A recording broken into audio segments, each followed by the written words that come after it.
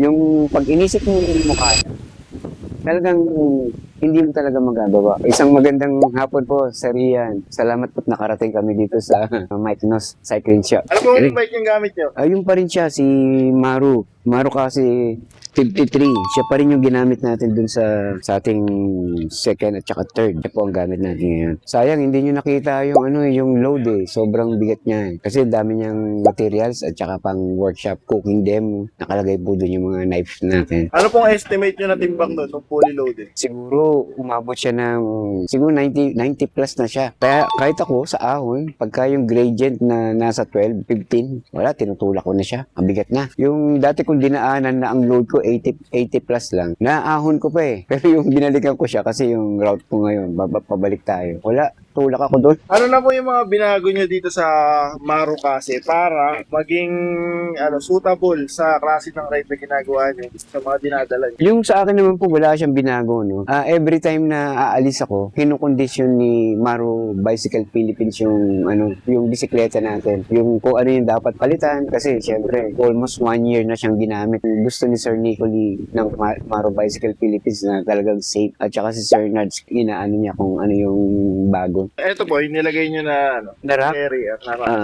Ano siya? Ganun pa rin. Talagang nadala niya yung bigat na gusto nating dalhin sa travel natin. No? Kasi marami siyang mga workshop na naka-schedule. Ang maganda sa kanya, talagang hindi ka mangangamba na masiraan ka ng rack. Solid po. Ito kung ano nyo, ano pong masabi nyo dito sa...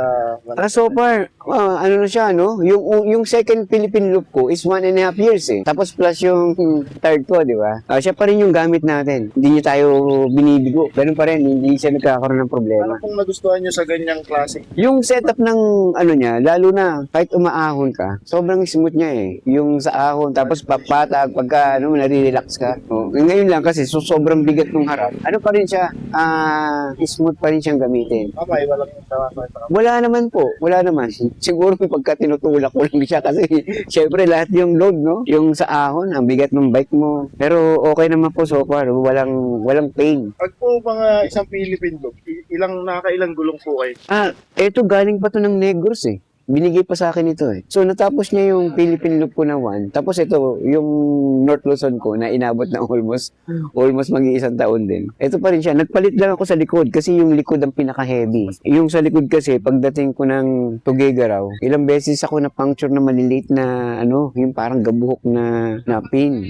Dalawang beses, sabi ko, pagdating ko ng Apari, magpapalit ako ng gulong. Pero yung nabili ko sa Apari, nagkaka-crack pagka niloloadan ko ng hangin. Kaya emergency, stop ako sa Lawag. Ayun, bumili tayo yung maliit lang, pero okay naman hanggang sa pag-uwi natin na idala tayo. Ang concern ko lang, yung itatanong ko sana kay Jimmy, na yung mga spokes ba, kung ano yung kahit expensive na spokes, basta matibay siya. Kasi most of the time, ito yung huli ko, ang dami niyang crack eh. Ang dami niyang putol, ang dami niyang, sa harap at saka likod kasi sa sobrang bigat. May nagsabi sa akin, tay, palitan mo yan mahal nga lang siya, pero hindi niya puputulin kasi sobrang solid daw ng mga na yun eh. Hindi ko lang alam kung anong mga brand. Nasa pa rin po, factor yung brand, factor din yung pagkakabuo. Yung sakong sukat ng spokes, dapat siya sobrang haba. Tsaka yung rim niya, meron nagsabi kasi na pati yung rim ko baguhin yung labad. Marami nagko-comment doon sa bike kasi pagka sinampahan nila, hindi nila mapadyak. Sabi nila, paano nyo ito napapatakbo?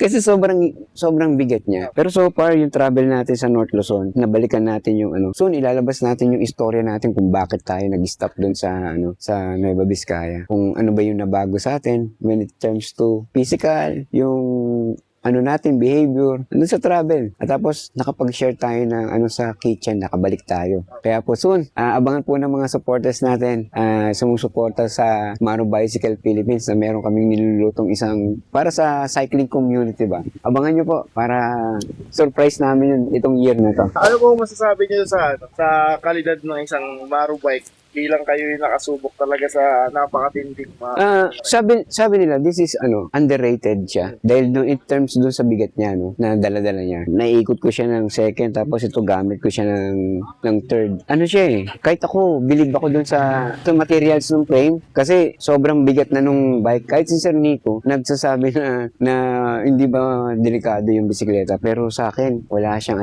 wala siyang, ako mismo, nakagamit nito. Kung bibili ako ng bike ulit, siguro ganito pa rin. Kasi iba yung na-experience natin, no? Siyempre, yung mga components na nakalagay sa kanya, ayun lang yung Pero yung frame, kasi siya yung nagdadala talaga doon sa bisikleta, no? Sobrang ganda. Kaya sabi nga, kung magpapalit ako ng frame, ang dami nang hihingi. Ang dami nang hihingi. Sabi nga, Tatay Vic, pagka nagpalit ka ng frame, huwag mong kalimutan, bigay mo sa akin to. Hindi, marami, kung sa pinaka-durability ng bisikleta. Kasi hindi natin siya inahangin, no? Talagang yung laman niya. Ako iniisip ko na iba yung pagkakagawa nito. Siyempre, yung pangalan, hindi natin pero proud tayo na ito yung bisikleta natin na nakalibot ng buong Pilipinas sa pang third time na niya. Ano po pwede nyo maibigay na payo para sa mga iba pang, para ma-inspire din sila? Kasi yung travel po na Philippine Loop, meron siyang advocacy na nagtuturo tayo sa mga community, no? Doon sa gusto natin ma-inspire, yung mas marami, yung kasi mas matanda sa atin, yung kahit sabihin mong mahirap ka, hindi siya lang eh. Kasi nagawa natin, pangatlong beses na.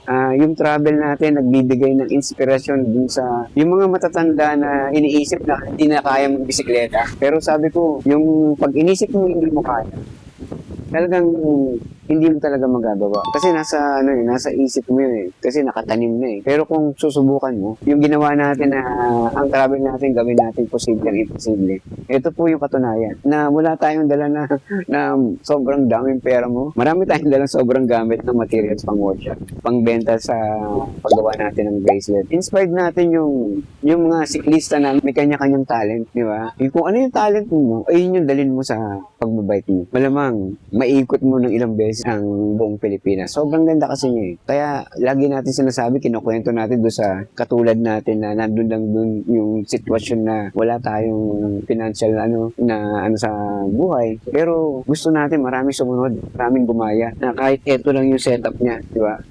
Kaya po.